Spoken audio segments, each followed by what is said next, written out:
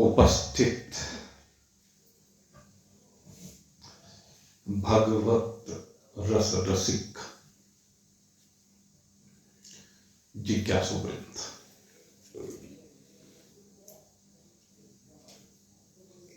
कल भगवान श्री कृष्ण के मुखारविंद से श्रवित 51वें श्लोक के संदर्भ में हम चर्चा कर रहे थे। कर्मजं बुद्धि युक्ता हि फलं त्यक्त्वा मनीषिणः जन्म बंध विनिर्मुक्तः पदम गच्छन्ति अनामयम्। जो निष्काम कर्मयोग है उसके फल के संदर्भ में कल चर्चा की गई कि निष्काम कर्मयोग से संयुक्त जो ये जीव है कि फल तो उसके निष्काम कर्मों का भी होता है, लेकिन वो चूंकि असंग होता है इसलिए उस फल का भोग उसको प्राप्त न हो करके वो भोग, दो परिस्थिति आपको बताई। पहली परिस्थिति बताई कि वह निष्काम भाव से कर्म तो कर रहा है लेकिन अभी साधक है।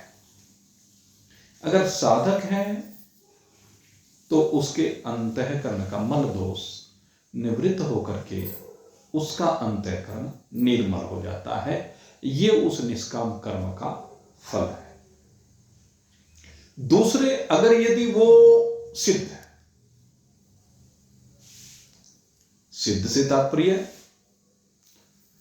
जो समता रूपी योग में स्थित है, समत्व योग में स्थित है, जिसकी बुद्धि सम हो गई है, जो शुभ और अशुभ दोनों की सीमा से बाहर निकलकर, पाप पुण्य की सीमा से बाहर निकलकर, धर्म अधर्म की सीमा से बाहर निकलकर अपने स्वरूप में विराजमान हो गया है, तो कहते हैं उसके शरीर से होने वाले कर्म का फल जो उसकी स्तुति करते हैं, शुभ कर्म का फल वह ले जाते हैं। और अगर कोई अशुभ कर्म उससे हो जाता है शरीर से, तो जो उसकी निंदा करने वाले हैं उसके अशुभ फल को वो ले जाते हैं। और जहां तक उसकी बात है, वो जन्म बंध विनिर्मुक्ता पदम गच्छन्ति अनामयम्। कहते हैं उसकी स्वयं की स्थिति का वर्णन करें तो वह अनामय पद को प्राप्त हो जाता है। अनामय पद से तात्पर्य है कि वह रोग से विरहित हो जाता है। आमय कहते हैं रोग को और अनामय कहते हैं रोग रहित। तो समस्त प्रकार के रोगों से विरहित हो जाता है। आज भी हमने इसी बात की चर्चा प्रारंभ करने के लिए कहा था। मात्रास्पृशास्तु कौन्तेय शीतोष्ण सुख दुःखद आगमः पायिनो अनित्यः तास्तितिक्ष भारत। ये समत्व योग को प्राप्त उस सिद्ध की स्थिति का वर्णन है कि संसार में उसकी स्थिति कैसी होती है। कहते हैं चाहे शीत हो चाहे उष्ण हो, मात्रा और स्पर्शा जो 5 तन्मात्राएं हैं उनसे प्राप्त होने वाले जो विषय हैं, कहते हैं वो उसको छूते नहीं है, वो उनमें सम हो जाता है। उनसे उसको सुख और दुख का अनुभव नहीं होता। शीतोष्ण सुख दुखदा, ये शीत और उष्ण उसको व्यतीत नहीं करते, वो इनको सहन करने का आदी हो जाता है, या कह लीजिए वो जानता है ये आने वाले हैं और जाने वाले हैं। जब ये आने वाले हैं और जाने वाले हैं तो इनसे मेरा कोई संबंध नहीं है, क्योंकि ये अनित्य है। इसलिए वो शीत आए तो परेशान नहीं। और ये आपकी भी स्थिति की बात है। कई दिनों से बड़ी भयंकर सर्दी है और आज तो पूरा तूफान चल रहा है, इसीलिए कुछ संख्या भी आज प्रभावित हो गई है। तूफान है लेकिन आप प्रभावित नहीं हुए। यही है तांस्थितिक स्वभाव है। जो समत्व योग से संयुक्त है उसको शीत प्रभावित नहीं करता। गर्मी आती है तो गर्मी प्रभावित नहीं करती, या कहीं जीवन में अनुकूलता आती है तो न उसे वो प्रभावित करती है, और जब प्रतिकूलता आती है तो न वो प्रतिकूलता उसे प्रभावित करती है। वो इन दोनों से व्यथित नहीं होता, वो सम बना रहता है। ये है समत्व योग में स्थित मुनि की स्थिति, सिद्ध की स्थिति। और कहते हैं वही अनामय है जो इनसे व्यतीत नहीं होता। शब्द के आने से व्यतीत नहीं होता, स्पर्श के आने से व्यतीत नहीं होता, रूप से व्यतीत नहीं होता, रस से व्यतीत नहीं होता, और गंध से व्यतीत नहीं होता। ये पांच ही तो हैं। ये पांच जो विषय हैं व्यथा के कारण यही है। और इन पांचों के आने और जाने, ये पांच ही अलग अलग रूप में आते हैं। संतान के रूप में आओ, मकान दुकान फैक्ट्री के रूप में आओ, व्यापार के रूप में आओ, धन के रूप में आओ, या शरीर में रोग के रूप में आओ, किसी भी रूप में आओ, ये सारे यही आते हैं, क्योंकि है ही पांच। कितने सारा का सारा खेल इन पांच का है। और इन पांच की जो त्रिगुणात्मक प्रकृति है उसका है। शब्द कभी सतोगुणी रूप में आता है, कभी रजोगुणी रूप में आता है, कभी तमोगुणी रूप में आता है। किसी भी रूप में आए, ये तीनों के तीनों रूप हमारे नहीं है। हम इन तीनों की सीमा से बाहर हैं। न सतोगुणी शब्द से संबंध, न रजोगुणी शब्द से संबंध, न तमोगुणी से संबंध। सतोगुणी यद्यपि इस जीव को उन्नति की ओर लेकर जाता है, रजोगुणी भोग की ओर लेकर जाता है, और तमोगुणी विनाश की ओर लेकर जाता है, लेकिन हमें तीनों से ही संबंध हटाना है। ये जो तीनों से संबंध हटते ही आप अपनी वास्तविकता में आ जाते हैं। विकार जो है वो तीन गुणों का है। जो इस बात को समझ जाता है कि विकार तीन गुणों का है और इन्हीं तीन गुणों से ये पंच विश्वों का प्रकटन हुआ है, और इन पांच और तीन का सारा मेला है, और इन तीन गुणों और पांच भूतों के पांच विषयों से मेरा कुछ भी लेना देना नहीं है। ये कल्पना है, ये प्रतीति मात्र है। अगर प्रतीति ना हो, मैं आपसे पूछूं परसों क्या दुख हुआ था आपको, कल क्या दुख हुआ था, कल क्या सुख हुआ था, परसों क्या सुख हुआ था, रहता है क्या कुछ याद? सब भूल जाते हैं। इसलिए आत्मा पाइनो नित्य था। इसलिए इनके अनित्यत्व को समझना है। हम सबसे बड़ी समस्या है कि इनको नित्य समझ लेते हैं। जब तक नित्य समझते हैं हमारा अटैचमेंट होता है, हम बंधे होते हैं, हम विकारित होते हैं। लेकिन जिस समय हम इनको अनित्य समझ लेते हैं और अपने को नित्य समझ लेते हैं,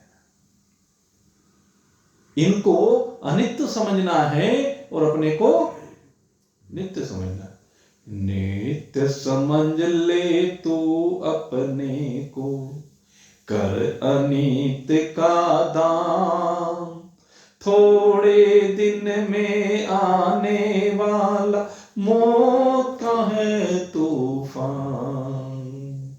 जीवन अपना सफल बना ले, कर ले आत्मज्ञान।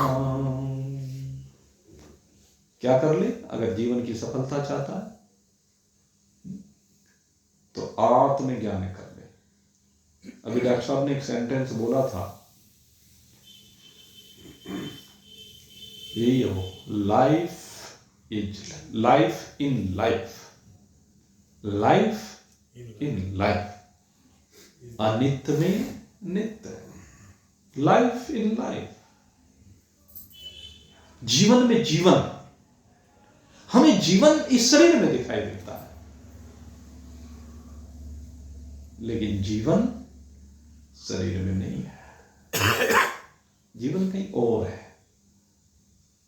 यही लाइफ है, यही सफलता है, जब आप उस जीवन को समझ लें, उस वास्तविकता को समझ लें। लाइफ इन लाइफ, इस नश्वर में उस शाश्वत को समझ लेना इज रियल लाइफ। यही है वास्तविक जीवन। Life in life is real life. नश्वर में शाश्वत को समझना, यही वास्तविक जीवन है। और इससे बड़ा जीवन में कोई दूसरा अनुभव नहीं हो सकता है। Life is experience. लाइफ का आपका एक्सपीरियंस यही होना चाहिए। ये शाश्वत का अनुभव ही सबसे बड़ा अनुभव है। यही अनाम्यता है, यही निर्विकारिता है, यही नित्यता है। हमें इसको समझना होगा, इसको जीना होगा। यही है वो जीवित जीवन। और ये जीवित जीवन विषयों की सीमा से ऊपर हटने के बाद, उससे ऊपर आप निकल जाइए, तब ये जीवित जीवन होता। नहीं तो सब मृत जीवन जी रहे हैं। जीना उसका जो औरों को जीवन देता है। कहते जब आपको अपना अनुभव हो जाए, अपने आप में अपना ज्ञान हो जाए, आपको अपने स्वरूप का बोध हो जाए, तो उसके बाद दूसरों को स्वरूप का बोध करना, ये वास्तविक जीवन है। और कल हम बता रहे थे, गच्छन्ति पदम गच्छन्ति अनामय, वही उस पद को प्राप्त करता है। कौन सा पद? अनामय पद, जहां जाकर के जन्म बंध विनिर्मुक्ता, ये जीव जन्म और मृत्यु के बंध से विनिर्मुक्त हो जाता है। और कैसे विनिर्मुक्त होता है? कहते 3 स्टेप। 3 स्टेप होते हैं। वो 3 स्टेप आपको समझने होंगे, आपको जीने होंगे। इनकी चर्चा कल मैं आपसे करना प्रारंभ किया था, इशारा मात्र किया था। आज इनके ऊपर हम थोड़ा चिंतन करते हैं। सबसे पहले कहते हैं कि ज्ञान का होना, समझना इस बात को। सबसे पहला विषय है, सबसे पहला पद है ज्ञान का होना। और ये ज्ञान कैसे होता है? कहते हैं जो साधन चतुष्ट संपन्न अधिकारी है, नित्य और अनित्य का विवेक, यही लौकिक और पारलौकिक संपूर्ण भोग्य पदार्थों से वैराग्य, सम दम तितिक्षा श्रद्धा समाधान उपरति, ये षट संपत्ति, और मुमुक्षुता, ये पात्रता है। ऐसा अधिकारी जब किसी ब्रह्मनिष्ठ ब्रह्मवित्त महान पुरुष की शरण को जाता है, तो महान पुरुष ऐसे अधिकारी को उसके स्वरूप का बोध कराते हैं। उपदेश का प्रारंभ ही यहीं से होता है। भगवान श्री कृष्ण ने गीता जी में सबसे पहले यही कराया। श्री सुखदेव जी ने परीक्षित को सबसे पहले यही बोध कराया। मैं दोनों की तुलना करता हूं कई बार। अगर आप देखें श्रीमद् भगवद गीता को, यहां पर अर्जुन व्यथित है, और श्रीमद् भागवत को देखें तो वहां पर अर्जुन का पौत्र व्यथित है। अर्जुन का बेटा अभिमन्यु, अभिमन्यु का बेटा परीक्षित। बाबा पोते की कहानी है दोनों। कितने सौभाग्यशाली हैं ये दोनों, बाबा और पोते, जिनको सीधे सीधे भगवान ज्ञान। एक और भगवान स्वयं अपने मुखारविंद से ज्ञान दे रहे हैं, और दूसरी ओर भगवान का बेटा सुखदेव मुनि, जो परमहंस हैं, ब्रह्मनिष्ठ हैं, ब्रह्मविद्ता हैं, और दोनों ने सारा ज्ञान दूसरे अध्याय में, दूसरे स्कंद में उड़ेल कर के रख दिया। सबसे पहले उनकी खोपड़ी को ठीक किया है। हमारी जो खोपड़ी है ना, सबसे जरूरी इसी को ठीक करना है। इसी की दिशा उलट गई है। इसकी दिशा उलटने के कारण से सारा जीवन अस्त व्यस्त हो गया है। सारा जीने का ढंग बदल गया है। 3 गुण और 5 भूत, इन्हीं में जीव आसक्त होकर के बार बार मृत्यु से मृत्यु को प्राप्त हो रहा है। इन्हें भगवान ने सबसे पहले खोपड़ी ठीक की, इन्हें सोच बदल, दिशा बदल। जब तक दिशा को नहीं बदलेगा तब तक अपने को जान नहीं पाएगा। अरे दूसरे को जानने की बात तो तब करना जब पहले अपने को जान ले। असोचानन्वसोचस्तम प्रज्ञवादाश्च भासते गतासून अगतासून नानो सोचन्ति ही पंडिता। कैसे जो पंडित लोग हो जाते हैं, जो महान पुरुषों से ज्ञान को प्राप्त कर लेते हैं, उनका शोक और सोच दोनों समाप्त हो जाते हैं। वे कुछ नहीं सोचते, फिर मैं तो सदा अपने आप में विचरते हैं, अपने आप में रमन करते हैं, अपने आप में रहते हैं, अपने आप से बाहर निकलते ही नहीं। और वो तरीका क्या है? वही भगवान ने और श्री सुखदेव जी ने बतलाया है। दूसरा जो स्कंद है श्रीमद् भागवत का, सबसे छोटा स्कंद है, केवल 10 अध्याय हैं इसमें, लेकिन 10 अध्याय में जो ज्ञान दिया है वो बड़ा दिव्य है, बड़ा अलौकिक है। उस ज्ञान को सुनकर के परीक्षित तो जीवित हो गया। कहां तो कह रहा था मुझे बचाओ कोई, 7 दिन का समय शेष है। अब कहता है काल मेरे में है ही नहीं। जो काल से घबरा रहा था वो कहता काल मेरे में है ही नहीं। केवल 10 अध्याय ये दूसरे स्कंद के सुनने के बाद, क्योंकि वो उसके अंदर उतर गए। और उतर क्यों गए? क्योंकि वो अधिकारी है, अधिकारी है, इसलिए उसने उनके जीवन को बदल दिया। इसलिए भगवान ने कहा नहीं ज्ञानेन सदृशम पवित्रम ही विद्यते। कहते आत्मज्ञान के समान पवित्र करने वाला जगत में कोई दूसरा है ही नहीं, दूसरा कोई ऐसा तत्व है ही नहीं ज्ञान के अतिरिक्त जो आपको पवित्र कर सके। क्योंकि ज्ञान ही परम पवित्र है, वही आपको पवित्र करता है।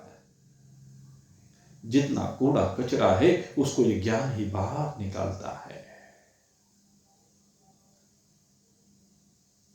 और ये ज्ञान जड़ और चेतन का है। ये ज्ञान सत और असत का है, ये ज्ञान सुख रूप और दुख रूप का है। जब आपको ये ज्ञान हो जाता है कि ये सुख रूप है, ये दुख रूप है, ये जड़ है, ये चैतन्य है, ये सत्य है, ये असत्य है, जरा बुद्धि को घुमा करके देखो तो स्पष्ट हो जाता है कि जड़ क्या है और चेतन क्या है। और हम जड़ में ही फंसे हुए हैं। धन जड़ है कि चेतन है? सोचो, मकान जड़ है कि चेतन है? अन्न जो भी आप खाते हैं जड़ है कि चेतन है? वस्त्र जो भी आप पहनते हैं वो जड़ है कि चेतन है? सोचिए, सीधी सीधी सी बात है, तो सबकी समझ में आ जाता है। ये जड़ में फिर भी हम आसक्त हो रहे हैं। हमने कह दिया कि ये जड़ है, लेकिन इसी जड़ को एकत्रित करने के लिए हम लगे हुए हैं। इसलिए जड़ के संग्रह के कारण से हमारी बुद्धि भी जड़ हो गई है। चैतन्य को जाने कि चैतन्य कौन है। चैतन्य वो जिससे सारा जगत चेतनता को प्राप्त हो रहा है। सारे जगत में जो ज्ञान है इसी चैतन्य तत्व से है। समस्त जगत में सारी शक्ति इसी की है। यही है। तो पहला विषय जड़ और चेतन को पहचाने, और दूसरा विषय हम सत और असत को जाने। सत माने रहने वाला और असत माने जो ना रहने वाला हो। तो हम जब यहां चिंतन करके देखेंगे, जिन पदार्थों में हमारी आसक्ति हो रही है वो सबके सब ना रहने वाले हैं, वो सबके सब मिट जाने वाले हैं। क्या रहेगा उसमें से? तेरे वस्त्र रहेंगे, तेरे भोजन रहेगा, तेरा मकान रहेगा, क्या रहेगा? इनमें से तो कुछ भी रहने वाला है नहीं। और फिर आगे मैं बात करूं, ये शरीर रहने वाला है क्या? रोज देख रहे हैं संसार को जाते हुए, और इस समय तो भाई लाइन लगी हुई है। अभी हमारी चर्चा चल रही थी कुछ दिन पूर्व भी, वहां अनिल जी गए उस दिन, और उस दिन से कई लुढ़क गए। रोज चल रहा है हमारे उसमें, रोज कुछ ना कोई अपनी यात्रा को पूर्ण करके जा रहा है। स्वाभाविक है, जाएंगे, सीजन है ना इसका भी जाने का। ये सीजन चल रहा है। जैसे सर्दी टक टक करती है, सर्दी दरवाजे पे आके ठक ठक ठक, मतलब खोल दरवाजा, दरवाजा खोलना पड़ता है। और दरवाजा खोलते ही काल आता है, झपट्टा मारता है और लेके भाग जाता है।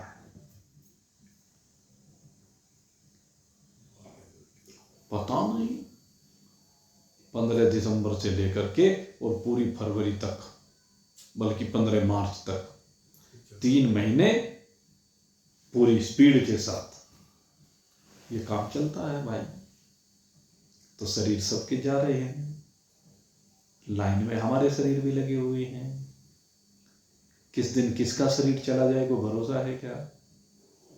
कई बार मैं कह चुका हूं, हमारे कितने साथी जो यहीं बैठ करके सत्संग सुना करते थे, आया करते थे रोज बड़े भाव के साथ, बड़े प्रेम के साथ, लेकिन अपनी यात्रा पूरी करके चले गए। और जितने हम बैठे हुए हैं सबको जाना है यात्रा पूरी करके। तो इससे सिद्ध होता है कि शरीर तो चले जाने वाला है। तो शरीर क्या हुआ? सत हुआ कि असत हुआ? शरीर असत हुआ। शरीर असत है, ये पदार्थ जड़ हैं। अब सुख रूप और दुख रूप की बात करें।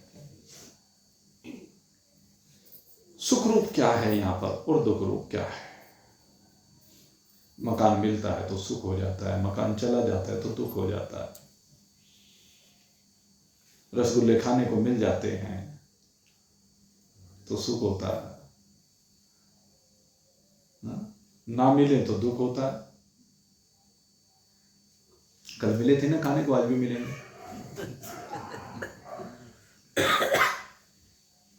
देखो सबके चेहरों पे हंसी आ गई ना, सुख का एहसास है।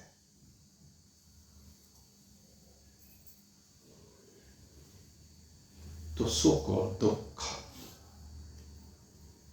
समझना है, कौन सुख रूप है कौन दुख रूप है। परिणाम में अगर ये देखा जाएगा तो सुख रूप कौन है और दुख रूप कौन है, इसका निर्णय करते हुए हम देखेंगे जो अनित्य है, जो जड़ है, जो चला जाने वाला है, वो दुख रूप है। जो भी हमारे से कोई वस्तु जाती है तो वो दुख रूप लगती है हमें। किसी चीज का संयोग होता है तो सुख रूप। तो कहते जाने वाले का संयोग क्यों करते हो, जाने वाले से क्यों मिलते हो, जाने वाले के चक्कर में क्यों पड़ते हो। जो सदा रहने वाला है, जो कभी जाने वाला है नहीं, जो नित्य है, उसकी ओर बढ़ो न, उसे पाओ न, उससे मिलो न, उससे जुड़ो न, उसके साथ एक रूप हो न। संसार से क्या एक रूप होना, संसार के साथ जो तादात्म्य संबंध जोड़ा है ये तो एक दिन निपट जाने वाला है। लेकिन संसाराधिपति के साथ एक बार अगर ये संबंध को जोड़ लिया तो वो संबंध सदा सदा के लिए ऐसा हो जाएगा कि कभी टूटेगा नहीं। वो नित्य संबंध है, वो सत्य संबंध है और वही सुख रूप संबंध है। ध्रुव को यही तो समझाया सुनीति ने। सुनीति की नीति काम आ गई ध्रुव के जीवन में। सुनीति जैसी मां कोई कोई मिलती है, मंदालसा जैसी मां कोई कोई मिलती है, लेकिन कई बार मां तो मिल जाती है, ध्रुव जैसा बेटा भी तो नहीं मिलता। माएँ तो बहुत हैं, माएँ तो सब समझाती हैं बच्चों को। शुद्धोऽसि बुद्धोऽसि निरञ्जनोऽसि संसार माया परिवर्जितोऽसि संसार निद्रां त्यज मोह-उजाला मंदालसावा क्यमुवाच पुत्रम। मंदालसा अपने बेटों को उनके स्वरूप के बारे में समझाती है। तो शुद्ध है, तेरे अंदर अशुद्धि का प्रवेश नहीं है, मल का प्रवेश नहीं है, तू बिल्कुल शुद्ध है और तू बुद्ध है। बुद्ध माने ज्ञान स्वरूप है। तेरा स्वरूप कैसा है? ज्ञान स्वरूप है। तू अज्ञानी नहीं है। तूने अज्ञान की कल्पना अपने में कर ली है, जिसके कारण से ज्ञान ढक गया है। और तेरे में कोई रोग नहीं है, अनामय है, निरंजन। तू कौन है? निरंजन है, जहां कोई मल नहीं, कोई मैल नहीं, कोई कीचड़ नहीं। और ये संसार माया मात्र है। माया मात्र विदम सर्वम। ये सारा संसार केवल माया मात्र है, जो दिखता तो है लेकिन है नहीं, क्योंकि उसका अस्तित्व रहता नहीं, वो मिटता है, परिवर्तित होता रहता है, स्थिर कभी रहता नहीं। और परमात्मा सदा अचल है, स्थिर है।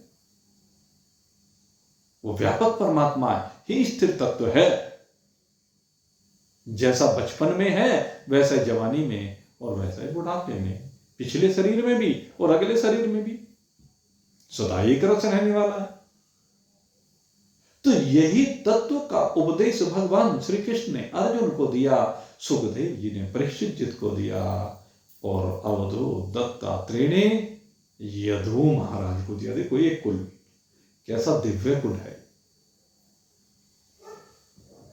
यदु कुल। इसमें उपदेश देने वाले भी और उपदेश लेने वाले भी, दोनों इस दिव्य कुल में अवतरित हुए हैं।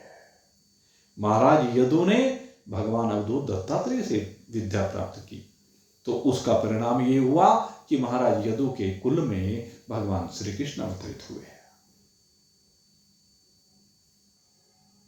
और इनके पिता ययाति,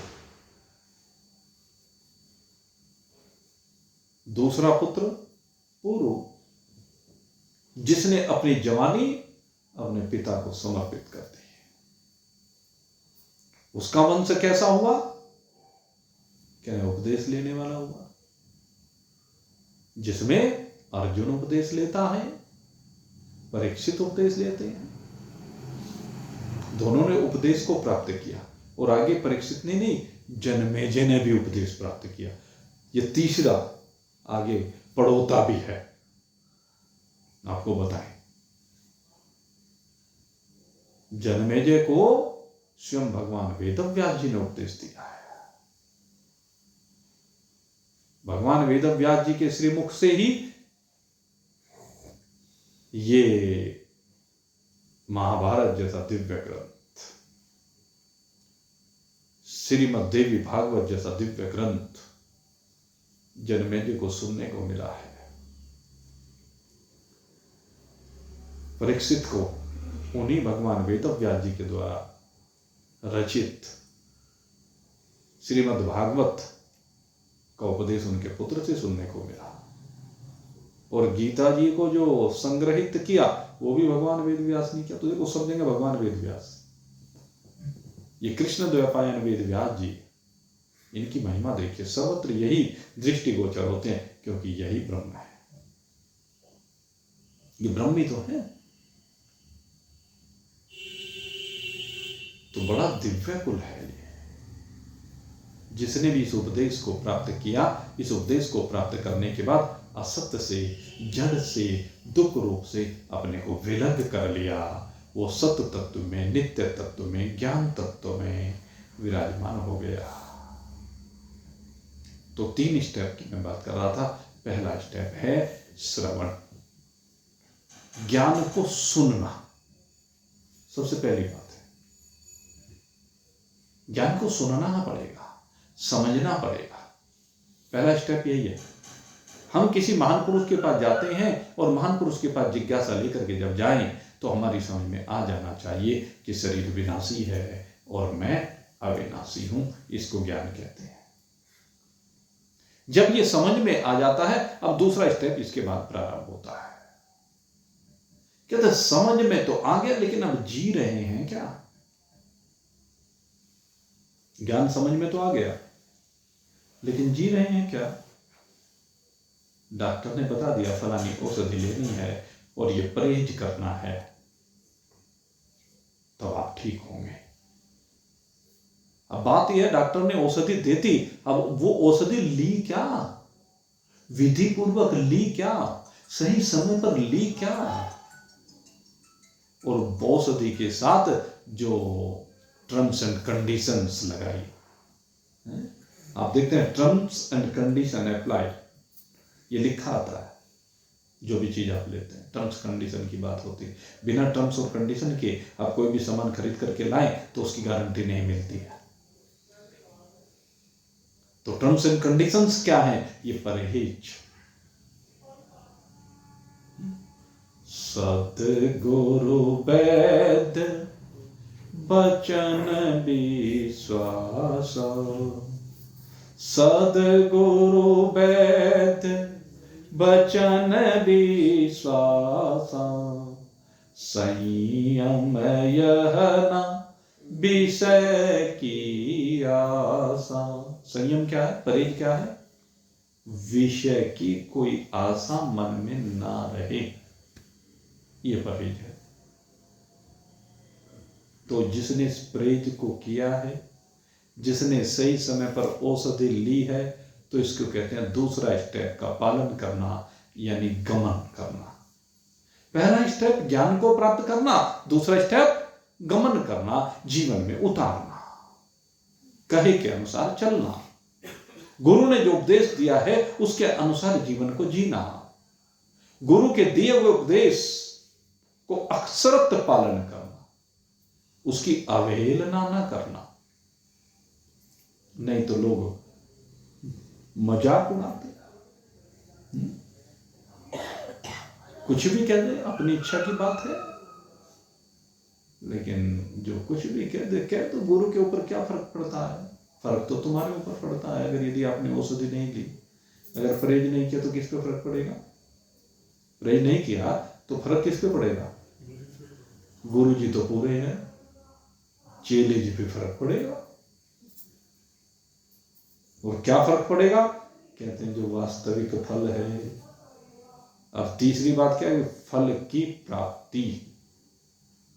और फल की प्राप्ति क्या है? अप्राप्त की प्राप्ति। पहले क्या कहा जाता है? अप्राप्त की प्राप्ति। इस जीव को अप्राप्त की प्राप्ति होती है। जीव को पहले संसार प्राप्त हो रहा था, अब परमात्मा प्राप्त हो जाता है। और जब परमात्मा प्राप्त होता है तब उसे बोध होता है कि मैंने तो नित्य प्राप्त की ही प्राप्ति की है, अप्राप्त की नहीं की। अप्राप्त जैसा लग रहा था, लेकिन वास्तव में वो सदा ही प्राप्त था, क्योंकि परमात्मा कभी आपसे दूर नहीं है। हर गिज न तुझसे दूर हूं, नजरें मिला के थे। एक क्षण के लिए भी तुझसे दूर नहीं हूं, सदा तेरे में रमा हुआ हूं, सदा तेरे में बसा हुआ हूं। लेकिन जरा नजरें मिलाकर तो देख, नजरें घुमा के देख तो सही। नजरें फिरा के अगर यदि देखेगा तो संसार देखेगा, और नजरें मिलाकर के देखेगा तो तुझे अपना स्वरूप परमात्मा नजर आएगा। इसलिए परमात्मा को अगर पाना है तो नजरें मिलाने पड़ेगी। ये तो हमारे गुरुदेव कहा करते थे, भाई सैन बैन की बात है। आंखें ही सब काम करती हैं, आंखें ही बोलती हैं, आंखें ही सुनती हैं, आंखें देखती हैं, आंखें रस लेती हैं। आंखें उस तत्व में डूब जाती है जब उस दिलदार से आंखें मिल जाती है, क्योंकि वो दिलदार कहीं दूर नहीं है, तेरे भीतर बैठा हुआ है। लेकिन भीतर जरा झांक के देख तो सही, भीतर जरा आके देख तो सही। तो जो जीवन को बाहर तलाशता फिर रहा है, संसार में जीवन को देख रहा है, जीवन वहां नहीं है। जीवन तो लाइफ इन लाइफ, जीवन तो तेरे अंदर ही है।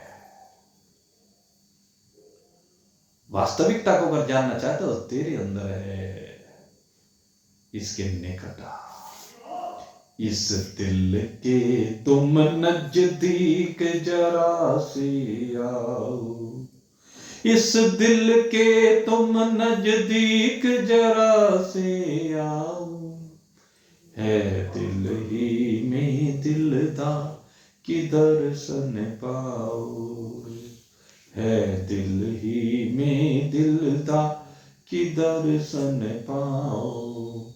इस दिल के तुम नजदीक जरा से आओ, इस दिल के तुम जरा नजदीक आकर के देखो, इस दिल ही में वो दिलदार बैठा हुआ है। लेकिन किसको देखेगा? कहते हैं जो अपनी आंखों को बंद कर लेगा, इन चरममयी आंखों को बंद करके ज्ञानमयी आंखों से जो देखेगा। दृष्टि ज्ञानमयी कृत्वा पश्येत ब्रह्ममयं जगत। जब दृष्टि ज्ञानमयी हो जाती है तो चराचर जगत एक ब्रह्म का स्वरूप मात्र नजर आता है। ब्रह्म से अतिरिक्त और कुछ ना है ना होगा, उससे अलग कुछ होता ही नहीं है, सब कुछ उसी में है। समुद्र में सारी लहरें विराजमान है, कोई भी लहर समुद्र से भिन्न नहीं है, सब कुछ समुद्र ही है। तेरी वास्तविकता समुद्र है, तेरी वास्तविकता परमात्मा है, तेरी वास्तविकता वह व्यापक तत्व है। तो अपने को सीमित परिच्छिन्न क्यों मान रहा है?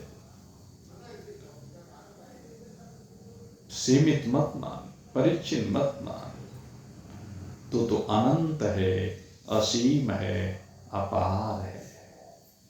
तो इस स्थिति को प्राप्त करना, जो इस स्थिति को प्राप्त कर लेता है वही पदम गच्छन्ति अनामयम्, अनामय पद को प्राप्त कर लेता है। और कहते हैं अनामय पद को प्राप्त करने के बाद फिर क्या होता है? कहते हैं जो आवागमन का चक्र है, बार बार आने और जाने का चक्र है, बार बार शरीरों में ये जीव आता और जाता है, कहते हैं इससे विनिर्मुक्त हो जाता है। फिर वो किसी शरीर को प्राप्त नहीं करता, वो किसी शरीर की सीमा में बंधता नहीं है, वो शरीर की सीमाओं से बाहर निकल जाता है। शरीर तो फिर उसके स्वरूप की लहरें हैं। शरीर भी और संसार भी सब लहरें मात्र हैं, सब लहरें हैं इस भव सागर की। और वो भाव से परे शुद्ध निर्गुण निराकार अनंत सीम अपार एक रस तेरा अपना स्वरूप परमात्मा है। इसमें विराजमान होकर के फिर ये जन्म और मरण की लहरें उठनी बंद हो जाती है। लहरें क्या है? बार बार उठती है, उठने का मतलब जन्म, और फिर लय हो जाती है मरण। और फिर जो उनकी मरती है फिर वही लहर बन करके दोबारा सामने आ जाती है। लहर किनारे तक आई और किनारे पर आकर के लहर समाप्त हो गई। तो उस लहर में जो नीर है कहां गया? समंदर में ही चला गया और फिर से लहर बन करके फिर सामने आ गया। ऐसे ही ये जीव अज्ञान काल में लहरों की भांति बार बार बनता है और बार बार मिटता है। एक शरीर से दूसरे शरीर में बैठ करके यात्रा करता है। और ये यात्राओं का क्रम तब तक चलता रहता है जब तक अपने आप को परमात्मा रूप से नहीं जाना।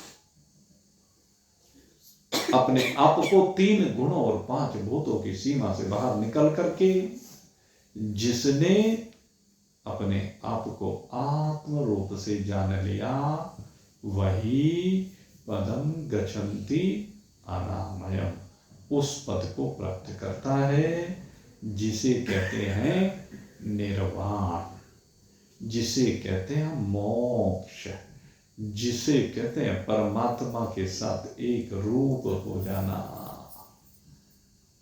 ये पद वो अनामय पद है, ये पद वो हमारी वास्तविकता है। तो इस वास्तविकता में आप सभी विराजमान हों।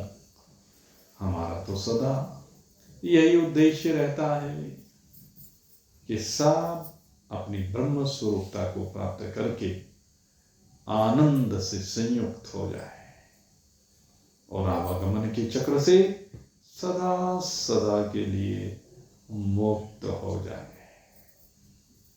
ये आवागमन आपका नहीं है। आपकी वास्तविकता केवल और केवल परमात्मा है। परमात्मा से अलग और कोई वास्तविकता नहीं है। तो इस वास्तविकता को हम सब समझें और आनंद मनाएं।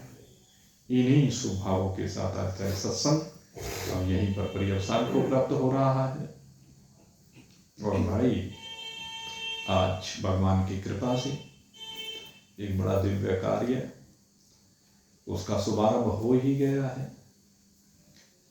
कुछ अपने सत्संगी भी आज रहे साथ में।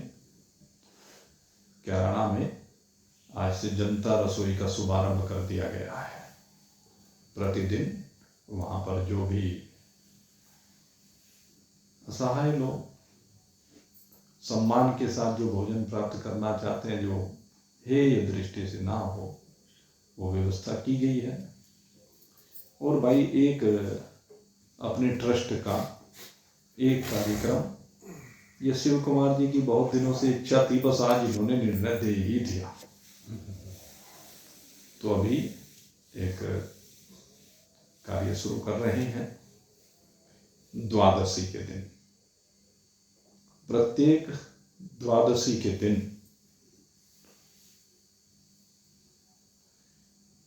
प्रसाद की व्यवस्था रखी जाएगी, भोजन प्रसाद की, और सिंपल रूप में, ये नहीं कि उसमें वैरायटी ये वो। प्रत्येक द्वादशी को लाला जी की दुकान पर ही, क्योंकि वहाँ पर काफ़ी चहल पहल रहती है, तो वहाँ उस तरह के सब लोग आएंगे भी। प्रत्येक द्वादशी को प्रसाद, इस बार तो क्योंकि सर्दी पूरे जोरों शोरों पर है, तो 3 जनवरी को श्री हरि कृपा ट्रस्ट के माध्यम से इस कार्यक्रम का शुभारंभ किया जा रहा है। इस बार तहारी का प्रसाद वितरित करेंगे, और समय क्या रखेंगे? दोपहर 12 बजे। दोपहर 12 बजे से प्रारंभ करेंगे, और जब तक चलेगा वो ईश्वर की इच्छा, क्योंकि अन्नपूर्णा देवी की कृपा से जैसा भी चलेगा, ठीक है। तो वो आपको, आप सब महीने में 2 द्वादशी आया करेंगी भाई, तो साल में 24 बार ये प्रबंध ट्रस्ट की तरफ से किया जा रहा है। और ट्रस्ट हमारी तो आप ही हो भाई, सब सारी ट्रस्ट आप ही है, तो उसका भी 3 तारीख को शुभारंभ है। और वहाँ तो हमने नहीं कहा था क्या राणा भाई, वहाँ अलग से जाना पड़ता, यहाँ आप लोग आए, सादर निमंत्रित हैं सभी। सर्वे भवन्तु सुखिनः, सर्वे सन्तु निरामयाः, सर्वे भद्राणि पश्यन्तु, मा कश्चित् दुःखभाग् भवेत्।